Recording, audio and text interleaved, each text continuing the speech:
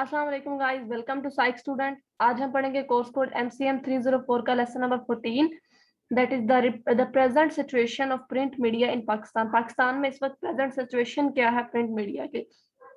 अब ये इस वक्त की प्रेजेंट सिचुएशन की बात नहीं हो रही, क्योंकि ये हैंडआउट्स जो हैं ये बहुत पुराने हैं। जब ये बने थे उस वक्त जो हमारे जो सिचुएशन थी प्रिंट मीडिया की, उसके बारे में उन्होंने लिखा होगा।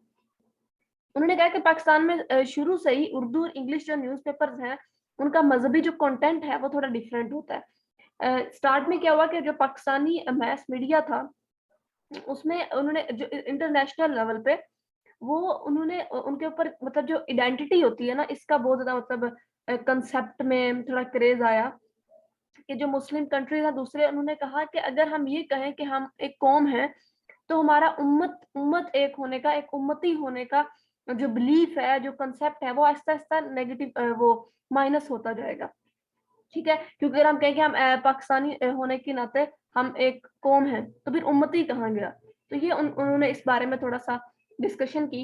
आगे उन्होंने कहा है कि मुस्लिम कंट्रीज में पाकिस्तान और तुर्की था जिसने मास मीडिया को सबसे ज्यादा आजादी दी हुई थी, और जब तक हम मैस मीडिया को आजादी नहीं देते उस वक्त तक हम अपनी गलतियों को जो है वो जान नहीं सकते। क्योंकि मैस मीडिया क्या करता है, वो गवर्नमेंट को क्रिटिसाइज करता है, और उसे खुली इजाजत होनी चाहिए कि वो गवर्नमेंट को क्रिटिसाइज करे। गवर्नमेंट जहां कोई काम गलत करे वहां वो उस चीज को हाईलाइट करे।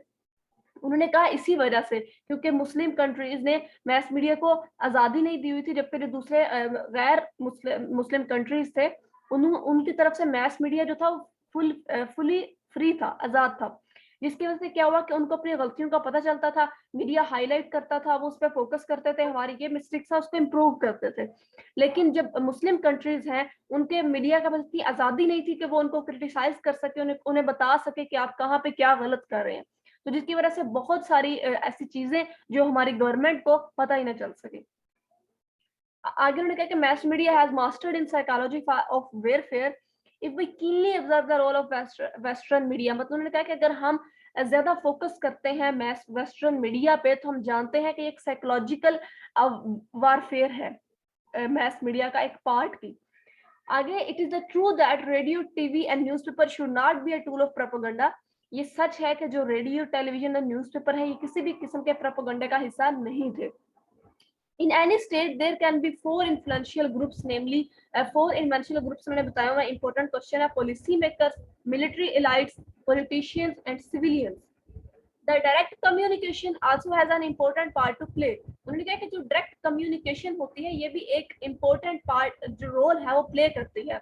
और जो हमारे टेलीविजन, रेडियो एंड पेपर्स हैं, ये भी डायरेक्ट कम्युनिकेशन में important रोल प्ले करते हैं। डेमोक्रेटिक सोसाइटीज में एक जो मैस मीडिया है, उसके अंदर सुपरफिशियल जो वर्ड्स हैं उनका इस्तेमाल नहीं किया जाता था। लेकिन एक वर्ड था जो कि कॉमनली इस्तेमाल किया जाता है मीडिया में, दैट इज अनएनिमस ओपिनियन। अनएनिमस क्या होता है कि मतलब कलेक्टिव ओपिनियन।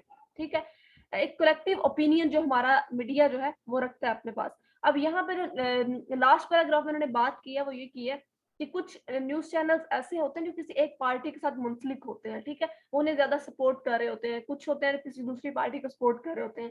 उन्होंने कहा ऐसा बिल्कुल नहीं होना चाहिए। मीडिया को हमेशा गैर जानबदार, न्यूट्रल रह के अपना काम करना चाहिए। जो जहां पे गलत करे उसे हाईलाइट करे, जो जहां पे ठीक करे उस चीज को हाईलाइट करे। फिर हमारा मीडिया जो है वो अच्छे से काम कर पाएगा, और हमारी गवर्नमेंट जो है उस पर एक प्रेशर रहेगा, और मतलब जो भी मिस्टेक्स हुआ करेगी गवर्नमेंट की तरफ से या कहीं किसी भी जगह से, तो मीडिया उसे हाईलाइट करेगा तो वो बेहतरी की तरफ जाएंगी। ये था हमारा लेसन नंबर 14। आगे चलते हैं लेसन नंबर 15 पे, newspaper contents and changes in it over the period of time. उन्होंने कहा कि वक्त के साथ साथ क्या तब्दीलियां आई न्यूज़पेपर के कंटेंट्स में। शुरू में जो न्यूज़पेपर जैसा हुआ करता था, इस वक्त बिल्कुल भी वैसा नहीं है। शुरू में न्यूज़पेपर जस्ट एक स्टोरी टाइप हुआ करता था, उसमें किसी किस्म की हेडिंग्स, लेआउट न्यूज़पेपर के अंदर कुछ भी नहीं हुआ करता था। अब उन्होंने कहा कि the layout of the newspaper was just like a magazine. ये बिल्कुल मैगजीन की तरह होता है जो न्यूज़पेपर का लेआउट होता है, लेकिन उस वक्त हेडिंग का कोई कॉन्सेप्ट नहीं होता था। There are three basic segments in newspaper nowadays. आजकल के जो न्यूज़पेपर है उसके अंदर तीन बेसिक सेगमेंट्स होते हैं: एडवर्टाइजिंग, एडिटोरियल, न्यूज। अब आप लोगों को जो आजकल का न्यूज़पेपर, आप डान न्यूज़पेपर ले लें, आप उसे देखेंगे तो बहुत ही ज्यादा प्रॉपर तरीके से उसके अंदर पार्ट बने होते हैं। ठीक है, एडवर्टाइजिंग का भी होता है, एडिटोरियल का भी होता है, डिफरेंट पार्ट्स होते हैं उसके अंदर।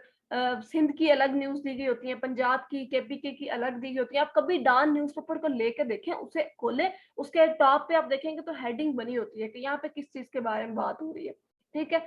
तो वहां से आपको अच्छे से पता चलेगा कि न्यूज़पेपर अब किस टाइप का आ रहा है, और जब ये हैंडआउट्स बने थे तब किस टाइप का था, और पहले वक्त में कैसा हुआ करता था। उन्होंने कहा है कि इस टाइम पे, लेकिन इस टाइम पे नहीं, ये उस वक्त की बात हो रही है, मैं आपको बार बार बता रही हूँ जब ये हैंडआउट्स बने थे। इस वक्त न्यूज़पेपर और ज्यादा बिल्डअप कर चुका है, ठीक है, और ज्यादा चीजें उसके अंदर ऐड हो चुकी हैं, बेहतर से बेहतर बन चुका है। नाउअडेज न्यूज़पेपर में जो बेसिक सेगमेंट्स हैं, एडवर्टाइजिंग, एडिटोरियल एंड न्यूज। अब सबसे पहले हम इनको बारी बारी देखेंगे।